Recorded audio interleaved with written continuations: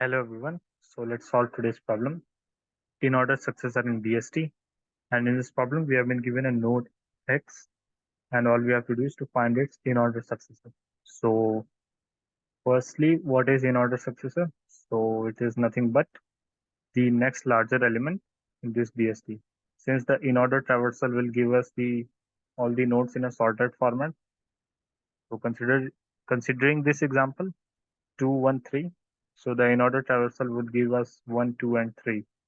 Okay, so the next larger element is, and the node is given as 2. So next larger element to 2 is 3, right? So 3 is our output. Now let's look at the second test case. So we have a tree like this. So here's a tip to solve this question. The in order, if you're going to find the in order successor, it is nothing but the next larger element to the root, right? So how will you find the next larger element in a subtree? Okay. So for example, what I'm trying to say is we have been given the node 8. So if you try to go it onto its right, you will see 12. But 12 is not the next larger element. It is 10, right? Because 10 comes before 12. So what I'm going to do is the key to solve this problem is you will always find the in order successor onto its the in order successor will be nothing but the smallest element in the rightmost subtree.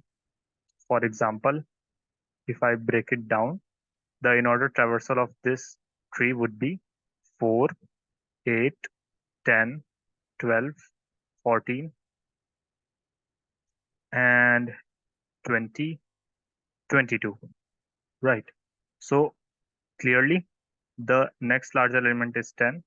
So consider this subtree and the smallest element, since we are going to find the successor, so we have to find the larger element. And where can we find the larger element in a BST? Onto its right, correct? So we have to find the smallest element in right subtree. I hope you get the idea. So let's implement this approach and let's see what's going on. So if the root is null or x is null, if the node is null, so simply we return null and we initialize a successor, which will be returning the answer, and we will travel until root is not null. So if the root's data is less than or equal to data, which is nothing but, so if the data onto in the root is less than, which is nothing but consider the tree where the root element is is having a lesser value than the x data, means the nodes data. So what we'll do, we will increase the roots value, right? So we go on to its right. But on the contrary, if the roots data is greater, which means that we have we are in the right subtree. So if the roots data is greater than the nodes data, so we simply initialize the make the successor node onto root. So for example, let's dry run. So first let me raise.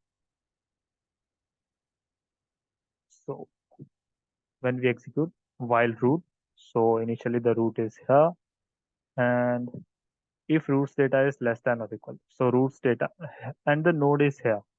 So 8 is not greater than 20. So we go in the else statement and roots data is yes. We can make the successor point to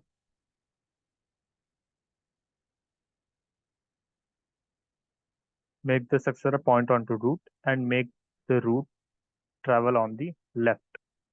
So we are here at the 8. So 20 can be a possible answer, right? So we will find the answer until our root node gets null. Otherwise, we will simply return this 20. If there were no right subtree to this 8, we would have simply returned 20. Okay. So we again loop. We again go into loop in the another iteration, and here the roots data is equal to the node data, which is nothing but 8. So what do? We simply move on to its right. Since we have to find the smallest element in the right subtree, so we move on to right. Okay, so we move right and then we again iterate.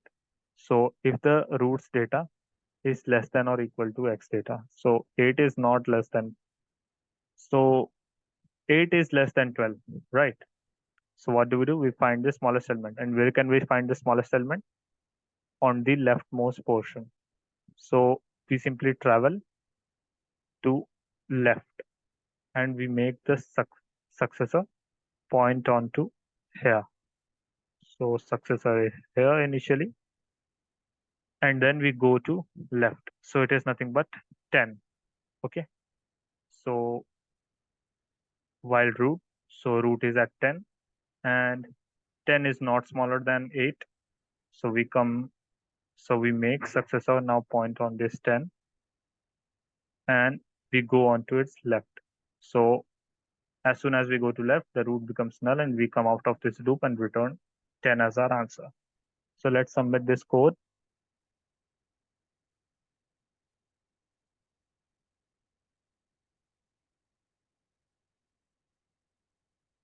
So thank you.